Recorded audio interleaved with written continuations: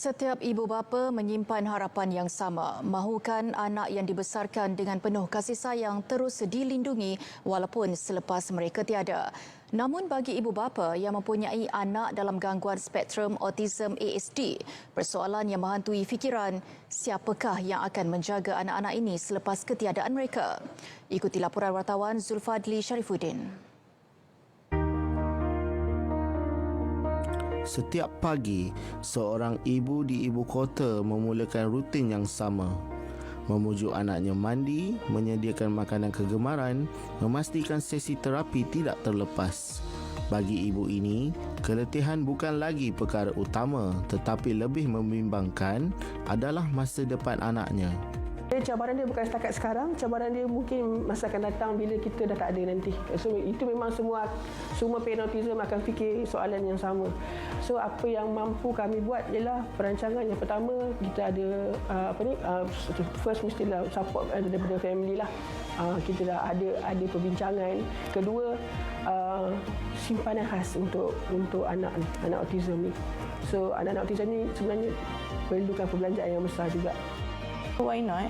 Buatlah satu perkampungan atau komuniti di mana kalau kata mereka dah tak ada parent esok, mereka masuk ke situ dengan bimbingan, at least mereka boleh cuci baju, buat dobi.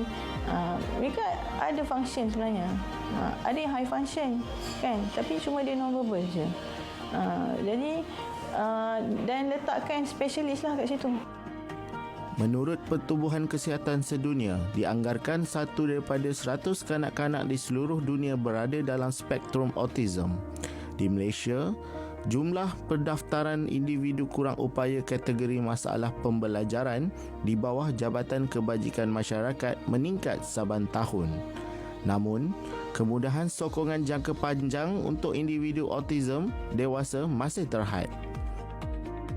Jadi saya sangat berharap inisiatif NASUB ini yang nak mewujudkan Smart Autism Village ini atau lebih dikenali sebagai SAFE dapat bekerjasama dengan kerajaan dan agensi-agensi swasta untuk mewujudkan yang pertama di Malaysia ini. Dan untuk pengetahuan juga, kami juga bukan di Malaysia, kami juga telah mendapat satu surat daripada ASEAN Autism Network AAN mengatakan sekiranya jadi mereka di ASEAN ini juga ingin mempelajari dan menjadi contoh pada ASEAN yang lain. Bagi sesetengah keluarga, harapan disandarkan kepada adik-beradik untuk meneruskan tanggungjawab penjagaan.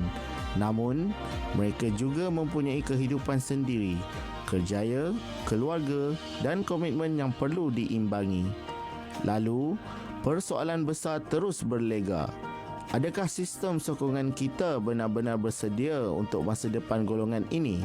Kita sedang tengah merancang dan insya-Allah kita harap kita dapat beroperasi pada pertengahan tahun ini. Kita ada sebagai satu pilot project dipanggil Pusat Perkhidmatan Autism, yang mana kita bekerjasama dengan NGO luar, misalnya NASOM misalnya, dan juga Damia, beberapa institusi yang kita tahu mereka ini mempunyai kepakaran dalam bidang autism ini.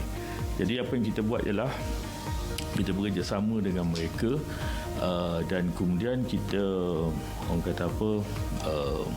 menggunakan kepakaran, kita share experience mereka bersama dengan pegawai-pegawai JKM dan juga kita sebenarnya itulah berbincang dengan Kemas juga, kita berkemas untuk sama-sama kita belajar dan kita sama meneroka ilmu-ilmu baru. Masa depan anak-anak autism menuntut lebih daripada sekadar kesedaran. Ia memerlukan dasar jelas, sokongan komuniti dan perancangan jangka panjang. Kerana ibu bapa ini, ketakutan terbesar bukan kematian tetapi kemungkinan anak yang ditinggalkan tanpa perlindungan. Zulfadli Sharifuddin, RTM.